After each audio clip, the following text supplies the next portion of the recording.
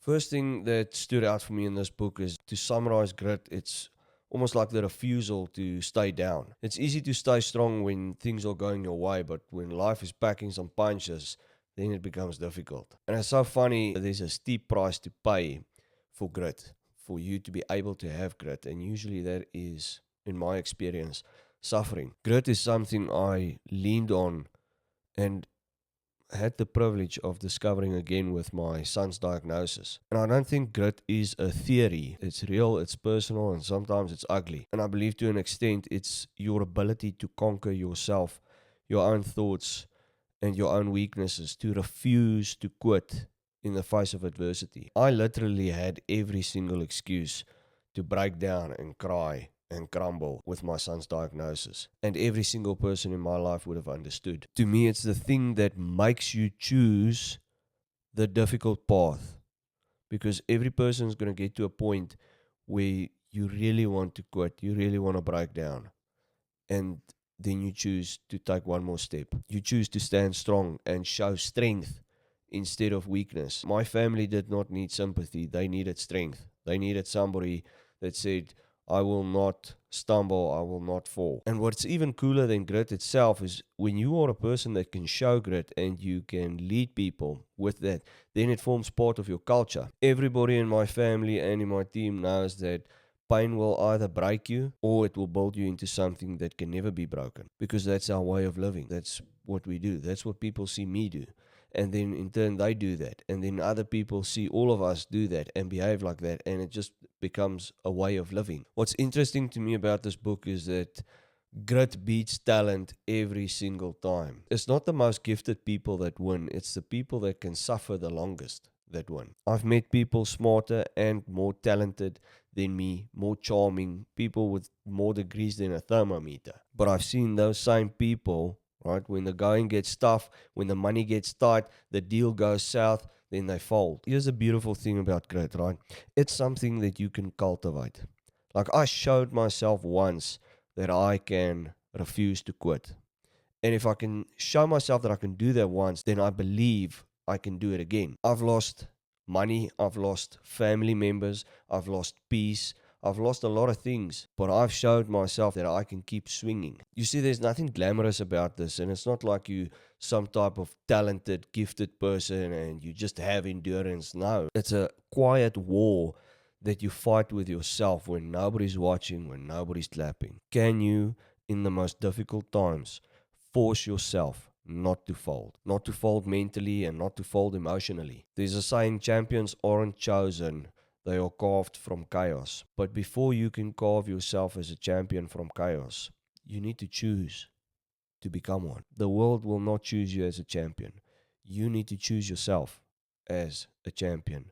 And champions refuse to fold. When I think of the word grit, it feels to me like the world has kind of made it some feel-good poster, when actually it's more like a lifestyle. And people admire it like it's some great personality trait or something, but it's showing up when you're empty. It's honoring a promise to yourself when nobody's looking. It's a hell-bent obsession not to quit. It's the dream that you bleed into. It's not a moment. It's a decision that you remake daily. I will not quit. We all know this, and we've heard it so many times, that we as human beings, we're only using a fraction of our capabilities. Ask yourself this: if you die tomorrow, would you be happy with the amount of potential that you used? Would you feel like you gave it your best shot and your potential was fully utilized? Or are they going to put all of that potential with you in the coffin? And you know what? I got to admit, sometimes I have days where I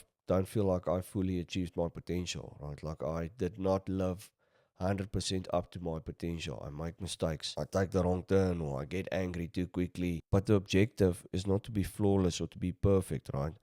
It's to pursue your full potential, not to actually be perfect. The problem is most people tap out here around 40% in. They give 40% and then they tap out. What I mean with this question is, do you really give your 80%, right? And sometimes giving your 80% means making mistakes and then realizing it quickly, taking ownership and responsibility for it quickly, being slow to anger or quick to apologize if you did get angry. You see, it's all about the pursuit of your potential, your full potential, not necessarily being perfect or flawless. And the real power lies when you realize that comfort is the actual enemy all along. Your greatness is not missing, it's just buried underneath all of your excuses. Another thing that stood out for me in this book is that your expectation becomes a self-fulfilling prophecy. What you expect from yourself is what you will become. And I can see it all over. Guys that believe that they are just average and that they are just normal, they walk like it, they talk like it, and boom, guess what they are. But the moment you start treating yourself like somebody that's built for more, then your actions change. That's also one of the reasons why I make a point of sharing with my family members and my team members how I see them. I consciously choose to see them better than what they really are. I choose to see the version of them that they will be in 4 or 5 years if they continue to pursue their full potential. And if I can just every now and then give them a glimpse of that, and I can constantly try to give myself a glimpse of how I see myself in 5 years, then that means we're going to be a whole bunch of people that are constantly thinking about our full potential, seeing what is possible for us in the future to become. And that changes your actions. It changes the way you think, the way you walk and talk to people. And be careful with this, because when you do this, you are going to have high standards for yourself and high expectations of yourself, right? Because then you will become your higher self. But when you do that, the world can easily paint you as a martyr or somebody that's extremely difficult to work with. I have very high standards and expectations of my people, and then they become high standard people that deliver on the expectations that I have of them, because I expect it. If I expect brilliance from my people, then that's what shows up. And it's got nothing to do with expecting too much of people, like we've grown soft. I expect of myself to build a kingdom, therefore I expect to work with other kings and queens. And yes, sometimes it's difficult for people to all of a sudden raise the standard of how they think and how they do. But once again, do you want to be comfortable and average, or do you want to be great and excellent? I choose excellence for me and for my people. One of my first slogans that I wanted to use is wear your crown. In order for you and the people around you to become kings and queens, you need to treat yourself and those people like kings and queens.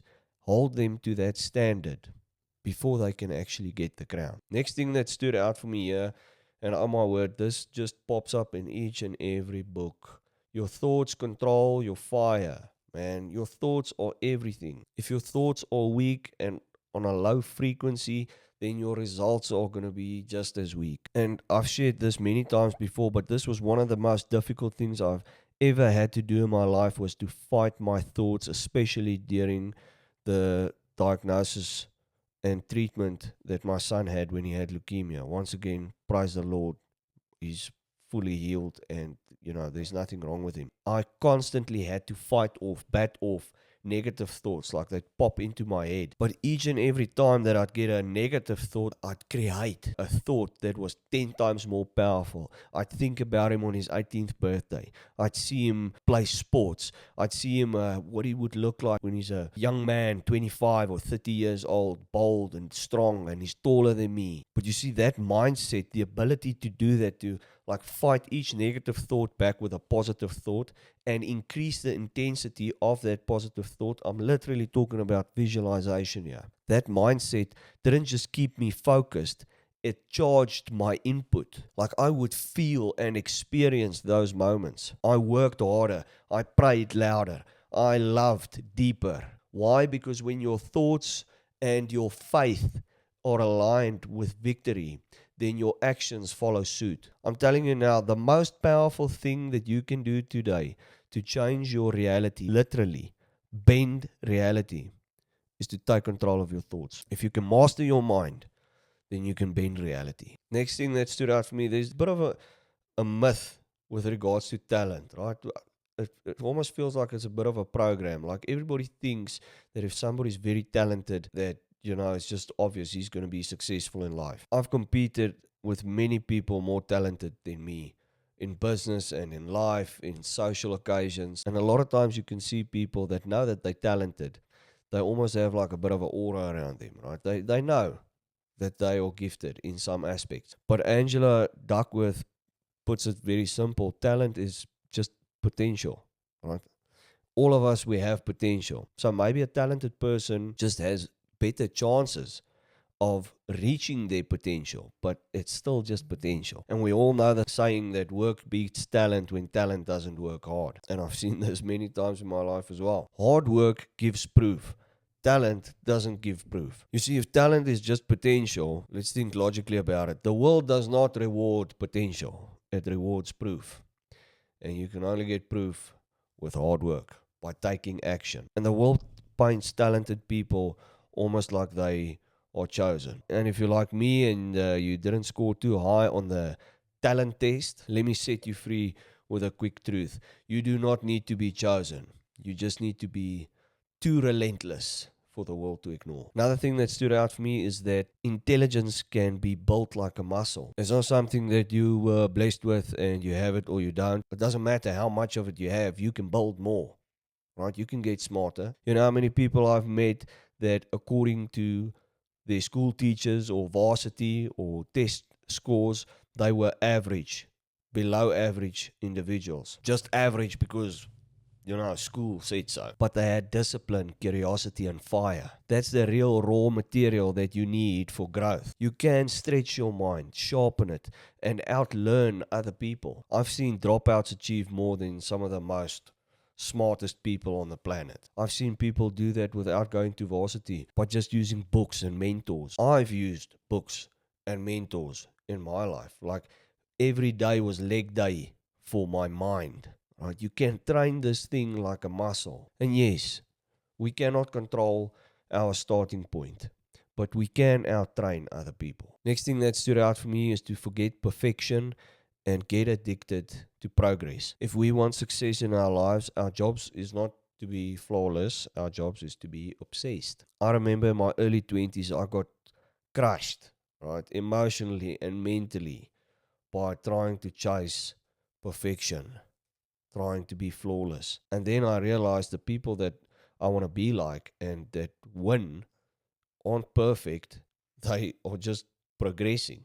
Right? Every single day, they are obsessed with progress. And it's almost like I remember a time where I realized somewhere along the line, my brain tried to make every day perfect. Everything in every day had to be perfect. And it's close to impossible. But when you try to achieve a goal in 90 days, instead of having the perfect day, but you ask yourself, what can I do in 90 days? Somewhere along the line, I realized that my brain, and even till this day, sometimes wants to get everything perfect in one day, instead of thinking about what is it that I can do in 90 days. Instead of chasing the perfect day, ask yourself, what am I going to do in 90 days that would make me unrecognizable from what I am today? That's a big indicator for me of success. A lot of times I ask myself, where was I 3 months ago?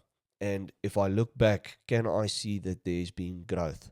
Is there some progress? And you can achieve that progress if you stop trying to be impressive today and try to be unrecognizable in 90 days from now. Another thing that stood out for me in the book is that you don't need to be gifted, you need to be crafted. You need to be crafted by yourself, and then you can stand a chance of being a craftsman, of being great. I didn't inherit any genetic or materialistic gifts. I crafted the man that I am today. I engineered the man I am today. And I continue to do so because sometimes you change and you want to make a couple of tweaks. And this makes me think of a saying, excellence belongs to the builders, those that build diligently, consistently. I engineered who I am and what I have today, call by call, client by client, deal after deal, post after post. You really don't have to be talented to build something legendary.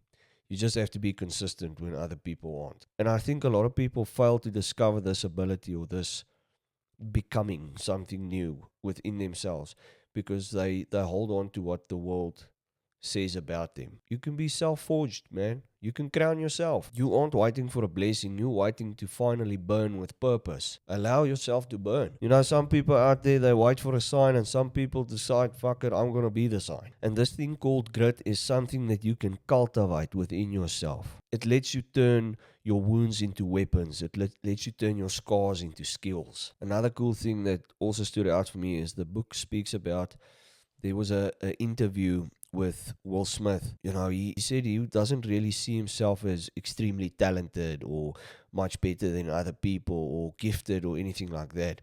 But if you and him get on a treadmill, one of two things are going to happen. Either you're going to get off first or he's going to die. That mindset is brutal, but that's exactly how people build extraordinary things. For a lot of people, they think it's a bit too dramatic, right? But that's how you get extraordinary things in this life. Those type of people that don't chase motivation, they chase momentum. They might not win every single day, but they will never quit before you quit. Whether it's life, business, or love, the people that outlast others are the ones that win. And I want to leave you with this. There's a couple of things in my life that have inspired me to adopt an obsessed, brutal mindset to get things done and to be excellent, to be great, to find purpose and fulfillment. At first, it was sparked with doubt and negative criticism and, you know, where you come from and the odds. I wanted to beat the odds. So that sparked the fire. What ignited the fire is when I actually started seeing myself like that, right? Becoming a bit delusional. I started seeing myself like that, and then I started behaving like it, and then some of it actually manifested in reality. What blew things up for me in a good way, right? What exploded the fire was my son. I will rather die than one day have my son look me in the eye and feel shame. One day look him in the eye and tell him, listen, I was just too weak. Or, you know what, I quit. It was too difficult for me. I didn't want to try harder. I want my son to one day be able to say, yes, the man made many mistakes, but I've never seen somebody get back on the horse that quickly and try that hard to chase his full potential. I want him to see that as an example. And I think the value in this message is that it has to be so important that it is powerful enough for you to say, I would rather die. I would rather die than quit. And believe you me, there is something important enough, something powerful enough like that. We need to find that thing because that's going to enable us to have grit on a daily basis. We need to find that thing and implement it in our lives. Check in with it daily. And a lot of people refer to it as your why. But when you find that mindset or that frame of mind where you say, I would rather die than quit, that is when you can really make shit happen in your life. Really alter your reality. Be blessed.